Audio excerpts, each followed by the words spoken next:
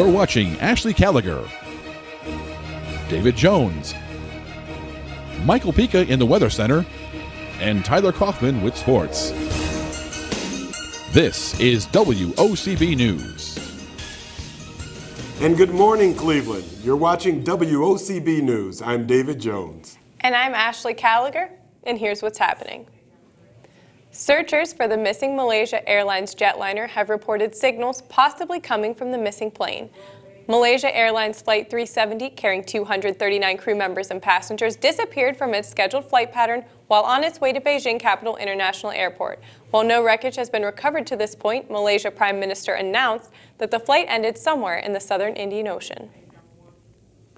There is growing tension in Russia since the invasion in Crimea, and it could mean a second Cold War. Russian President Vladimir Putin has recently invaded the area, and Russia is now in control of Crimea. The world has been keeping a watchful eye on the situation, hoping that a second world war does not develop. However, it does not appear that a peaceful agreement will be reached anytime soon. 15 weeks into the year, and there are over 20 murder cases reported in Cleveland. The rising unemployment rate and the fact that nearly 35% of Clevelanders are living below the poverty line may be contributing to Cleveland's climbing murder rate. Cleveland Police Chief Mike McGrath has stated, "I don't think policies need to be changed. The community needs to get involved." Many residents of Cleveland believe if the city put up more streetlights and tore down vacant houses, some of the neighborhoods would be a lot safer. Since closing their hub in Cleveland, 430 operation employees of United Airlines have been laid off. The airline has closed Concourse D and switched over to Concourse C. United Airlines said they are hoping employees will find opportunities at other airports, get early retirement, or find something through job fairs. The end result is to keep the mainline flights but reduce regional departures. A civilian who boarded a U.S. Navy destroyer at the world's largest naval base stole a gun from a Navy guard and used it to shoot and kill a sailor just before security personnel returned fire. The man was seen walking on the quarterdeck when security confronted him. The man disarmed the officer and used the officer's gun to shoot and kill another sailor. Naval security forces then shot and killed the suspect. It's been about a year since the Boston Marathon bombing, and the prosecution has announced it will be seeking the death penalty against the bomber. Attorney General Eric Holder announced that he's seeking the death penalty for Jahar Tsarnaev, the surviving suspect in the Boston Marathon bombing. The decision comes 9 months after Tsarnaev and his brother Tamerlan allegedly planted bombs near the end of the race last April, killing 3 and wounding more than 200. The death penalty has been making headlines across the country, and Ohio has come under fire after the state's secondary protocol, a 2-drug cocktail of midazolam and hydromorphone, produced unsettling results. States like Missouri, Oklahoma, Texas have experienced some problems with their drug protocols and state executions. Some states are running out of the drugs necessary to carry out executions and are using compounding pharmacies to produce the drugs instead. The primary protocol for executions in Ohio is pentobarbital, but with a low supply of pentobarbital and unsettling results from the secondary protocol, it is unknown what Ohio will do for Arthur Tyler's execution, which is scheduled for May 28th. Authorities are reporting an increase in heroin usage in Cuyahoga County. Adam Zartman has the story. One epidemic continues to hit Cuyahoga County. Also known by its street names of Boy, Dragon, and Skunk, heroin continues to be the cause of emergency room visits, crime, and causing families to deal with the loss of a loved one who have fallen victim to the deadly drug. Heroin can be identified as a dark powder that can be injected, snorted, or smoked. Christopher Harris is the communications specialist for the Cuyahoga County Medical Examiner's Office, and he tells me that this national epidemic has hit the county hard. In 2013, we had 195 deaths. So you can see that this trend has been growing over the past 6 to 7 years. Harris says the spike of heroin use is attributed to the low cost to purchase the drug. Also keep in mind that heroin is very accessible, relatively cheap. I think all of those things kind of play into the fact that heroin has been on the rise. Cuyahoga County Drug Court Judge David Matias says that heroin use starts in the simplest of ways. Prescription medication. Think about it in common sense terms. You got an 18-year-old senior at a suburban high school. who's never used heroin before, is it likely that they're going to start by sticking a needle in their arm? No. Mattia offers a piece of advice to any parent who has a child who is struggling with opiate addiction. Make sure your kids know that they've got somebody to talk to if something's bothering them. A lot of people start on the road to dependency trying to escape from something. And they become islands to themselves. They don't talk about it. They use to escape, and it escalates. So, talk to your kids. Make sure they feel comfortable talking to you. For more information on how heroin is affecting the Cuyahoga County area, check out letsfaceheroin.com for more information and tips. Reporting for WOCB News, I'm Adam Zartman. Rising grocery prices have given some people sticker shock and is giving a swift punch to the gut to consumers.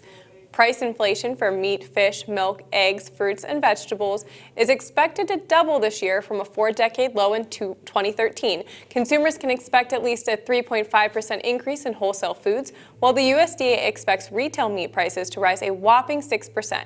Consumers can save money by shopping weekly and buying foods that can be frozen and stored for later consumption.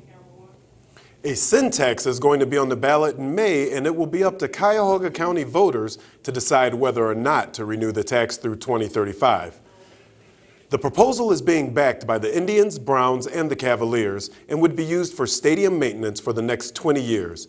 Cuyahoga County Executive Ed Fitzgerald is in support of the proposal. However, some critics, like Euclid Councilman Marty Gelfin, say a project like this doesn't need money from the taxpayers. If passed, the renewed sin tax would increase and raise at least $260 million for major stadium repairs. Google has announced that it will make its Google Glass option available for consumers with prescription glasses. The hardware can shoot video and project internet content such as emails, walking directions, and sports scores onto a tiny screen above the wearer's right eye. This move is the latest attempt by Google to make its connected eyewear more fashionable and consumer-friendly before it releases the product toward the end of 2014. And coming up next, Cleveland State begins a new project renovating one of the last surviving mansions on Euclid Avenue. And we'll head over to the Weather Center to see if Michael keeps the warmer temperatures around in his most accurate forecast.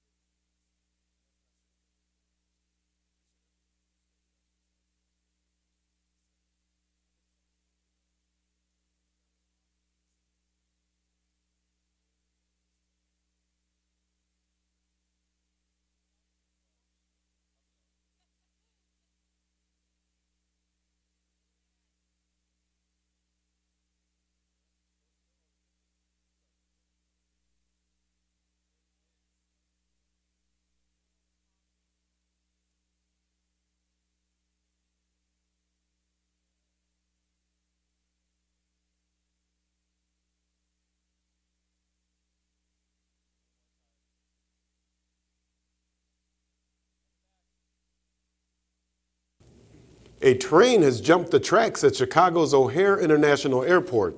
The driver fell asleep behind the controls before the train derailed. The crash of the Chicago train injured 32 people, but no deaths were reported. The 8-car train failed to stop at the end of the line when it arrived at the airport station. Now, almost 32 injured taken to 4 hospitals had been released by that afternoon. President Obama met with Pope Francis for the first time since his election to the papacy. Obama's stop in Rome is just part of his trip to Europe. The president and the Pope will discuss their shared commitment to fighting poverty and growing inequality. The president will be stopping at the Nuclear Security Summit in the Netherlands and at a summit with the presidents of the European Council and the European Commission in Brussels. He has plans to meet with Italy's president and prime minister while in Rome. A rare case of the mumps has infected 78 students and 9 staff members at The Ohio State University. Officials are concerned that the number of students infected with the mumps will rise as students return to campus from spring break. Now, Ohio State currently does not require their students to be vaccinated, but experts say that if the students were to get vaccinated, there would be fewer cases and fewer complications from mumps on the campus. Electronics retailer Radio Shack will close about 500 stores within the next few months as the company restructures its finances. The company secured $835 million in loans to refinance about $625 million in debt. The retailer has struggled to reverse a string of losses deepened by a sales strategy focused around smartphones, which failed to improve revenue over the past 2 years. It is not clear which stores will close or when the closings will take place. Cleveland State University will be renovating one of the last surviving mansions on Euclid Avenue, Mather Mansion. Home to Samuel Mather after completion in 1910, the mansion is now going to be the Center for International Services and Programs. The new programs will teach English as a second language and will have offices for Greek life programs. The renovation will cost $2.7 million and is expected to be completed by the summer of 2015. And now, David Buchanan brings you the details on the Parmatown Mall renovations. Parmatown Mall has been under reconstruction since January 29th of this year. Macy's has already been demolished, along with some other changes being made to the old Parmatown Mall to make way for the new Shops at Parma. The building originally opened in 1956 as a May company, then turned into a Kaufmann's in 1992, and finally a Macy's in 2006. However, the building has been vacant since 2012, but some local fire departments have used the building for training purposes. The demolition of Macy's is just the beginning of the Phillips Edison and Company reconstruction of Parmatown Mall. They're doing it actually really fast. Surprisingly, I thought they were going to take a long while, but Macy's is almost tore down completely. They're going to turn Macy's into Dick's, and then Dick's is going to turn into Walmart and expand that. They're trying to make the outside almost like a Crocker Park. The reconstruction to Parmatown Mall to the Shops at Parma has some people pretty excited for the future of Parmatown Mall, but some people are not too excited about the construction. I think the construction sucks. First of all, when they tore down the Macy's building, it looked like a perfectly good building to me, but somebody in the government thinks it's a better idea to tear it down and build new stuff. Macy's is being torn down and a new Dick's Sporting Goods will be built in Macy's place. Also, 6 outbuildings are being added along West Ridgewood Drive, and the enclosed mall area is being reconstructed to be a more open area with a food court nearby. The project is creating 700 construction jobs and an estimated 2,000 office and retail jobs when the job is finished. In the long run, I have a feeling that it's all going to be worth it, bringing the new shopping center to Parma. The project is expected to cost $70 million. The city of Parma and the school district are giving tax breaks out in order to pay for it. For WOCB, I'm Daniel Buchanan. Thank you, Dan. Southwest Airlines will start offering international flights on July 1st. The destinations of the flights include Aruba, Jamaica, and the Bahamas. The company plans to offer more affordable flights to the Caribbean. The new routes will be available from the Atlanta, Orlando, and the Baltimore-Washington international airports. Southwest Airlines has said that this opportunity will allow them to add 70 to 80 more planes on new international routes. And now, coming up with your 7-day forecast, we have Michael Pica. And we will give you the latest on Major League Baseball's new plans to protect pitchers during the game.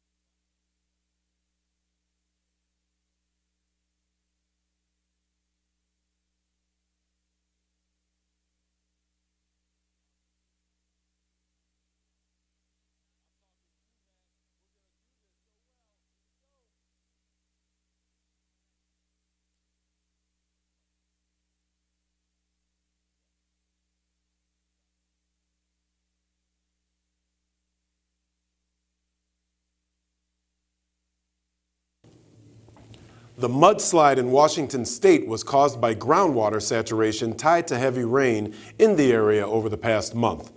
It affected the city of Oso, with a population of about 180, and Darrington, a town of about 1,350. The mudslide left 14 dead and 176 people possibly missing.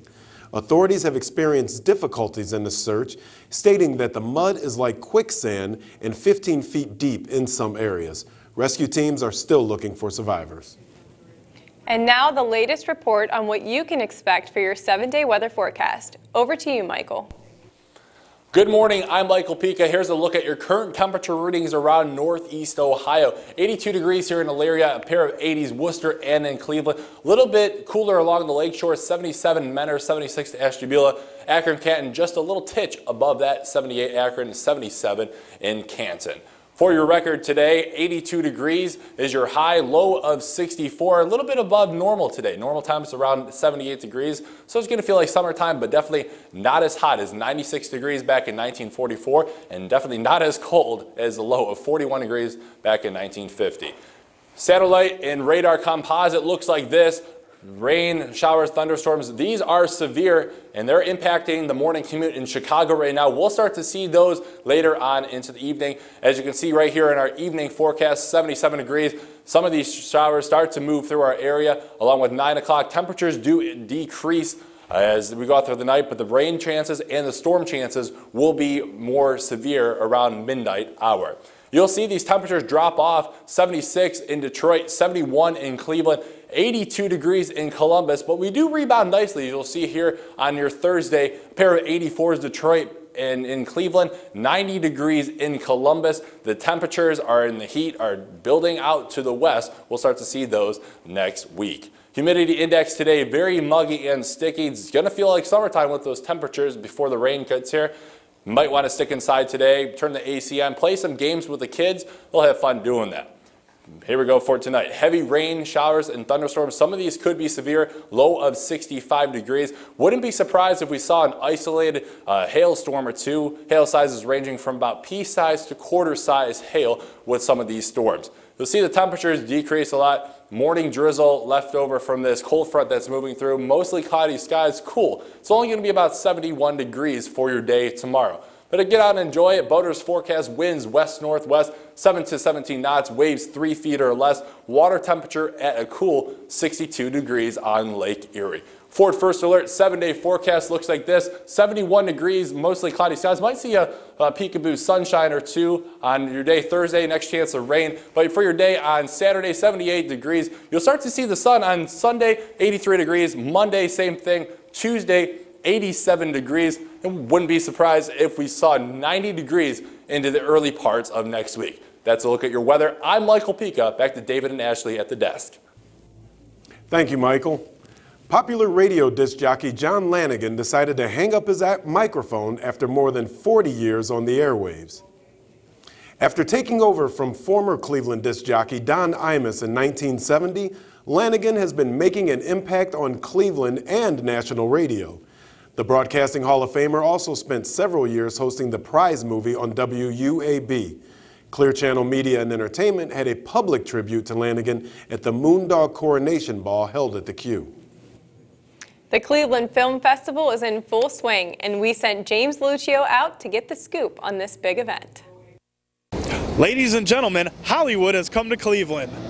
The 38th annual Cleveland International Film Festival is being held right here at Tower City. The Cleveland Film Festival, which had a modest beginning here at Tower City Cinemas, has grown to screen movies for more than 43,000 attendees last year, and that number is expected to grow. This year, it's at the Hannah, it's at Capitol Theater, Cedar Lee, at Akron. The public is invited to vote for their favorites, but that's not the only thing that sets this event apart from other festivals like Cannes or Sundance. It's open to anyone in the world to send their films or short films or documentaries in. So I think the willingness to just expand and just be open and have a bigger eye of the world than just a specific niche. This year's CIFF also features a gala opening night with panel discussions, visiting directors, and college student screenings. For the past 37 years, this film festival has been the premier event of its kind in Ohio. Tickets are only $14 at the door, so grab your popcorn and we'll see you here. Reporting for WOCB News, I'm James Lucio. Back to you, David and Ashley. Thank you, James. A downtown Cleveland musician known as the Sax Man is now getting his own documentary. The mystery of the Sax Man prompted a group of local filmmakers to uncover his secrets. The feature-length documentary focuses on Maurice Reedus Jr. The film debuted at the Cleveland International Film Festival, garnering it awards in the Local Heroes category, as well as winning the Roxanne T. Miller Audience Choice Award for Best Film. The film will also be shown at other festivals as well. Playhouse Square has recently announced their exciting lineup for the 2014 Broadway series. This year's lineup includes Motown the Musical, Newsies, Irving Berlin's White Christmas, Pippin, Dirty Dancing, Kinky Boots, and Roger and Hammerstein's Cinderella. Purchasing season tickets will guarantee you a seat at each of these performances. If you want more information on ticket prices and showtimes, you can get that information at their website at www.playhousesquare.org/Broadway. And when we come back, Ty Kaufman will have your evening updates on your favorite Cleveland sports. And a sixth grader from Oklahoma sets a new record for the Guinness Book of World Records.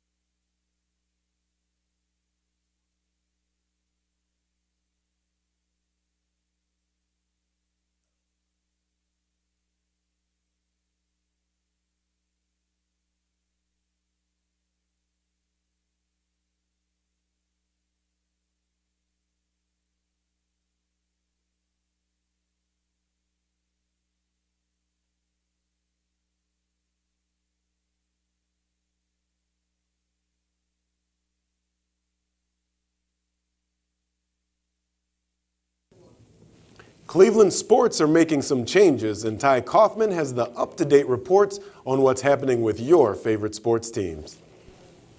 Thanks, David. We sent Carson Merck out to talk to some Browns fans about what they would do in this year's draft if they were the Browns GM, Ray Farmer. Thanks, Ty. After a couple great free agent signings, excitement for the Browns season is growing. But coming up in a few weeks is one of the most pivotal events in Cleveland Browns history.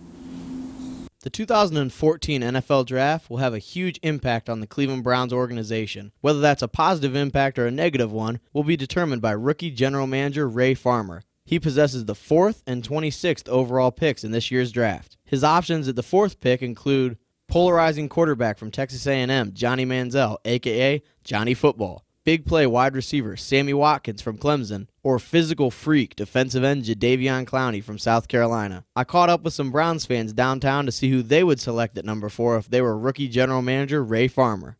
Definitely Samuel Watkins, hands down. Oh, Johnny Football all day.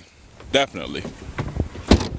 Now we know what Browns Nation and the Dog Pound want, but will the Browns follow suit, or will they again shock their fans on draft night? You can find out on May 8th when the first round commences. For WOCB News, I'm Carson Merck. Now back to somebody I know the Browns won't draft. Ty? Thanks, Carson. The Cleveland Indians baseball team is planning on phasing out their longtime logo, Chief Wahoo. The Indians said the Block C will be the primary logo going forward, but Chief Wahoo will still appear on the home caps and the sleeves of the jerseys. The Indians say that visually this is no big deal, but this appears to be the beginning of the Indians management attempting to marginalize Chief Wahoo and eventually eliminating him from the organization. The Indians have denied that they are phasing out Wahoo, but with the heat on the Washington Redskins and their controversial logo and name, this is obviously being noticed by the Cleveland Indians organization. The 2014 regular baseball season has begun, and the MLB has decided to protect pitchers by approving a protective cap. The newly approved caps manufactured by Ford Licensing Corporation are an inch thicker than the standard cap. The players are saying the league is on the right track, but are not quite willing to buy into the change just yet. These ball caps will protect the player from a line drive in upwards of 90 miles per hour. Players will not be required to wear the helmets yet. Football players at the University of Northwestern have cleared the first hurdle in the unionization of college athletics. An official of the National Relations and Labor Board has determined that the players are employees of the universities that they play for. Peter S. Orr, an official with the National Relations and Labor Board, has determined that college scholarships, along with room and board, are a transfer of economic value, thus making these athletes employees of the schools. However, this decision does not mean these players will be unionizing. This decision will be appealed to the 5-member board in Washington, D.C., and will most likely end up being decided in the federal court system. That's all I have for your nightly sports update. I'm Tyler Kaufman. Back to you, David and Ashley. The April Centennial gift to the community is a free day at the zoo. For the first time in nearly 20 years, Cleveland Metro Park Zoo will be offering free admission to the zoo on a Saturday. The free admission day will be offered on April 26 from 10 a.m. to 5 p.m. Visitors are encouraged to honor the day by focusing on sustainability by biking, carpooling, walking, or taking public transit.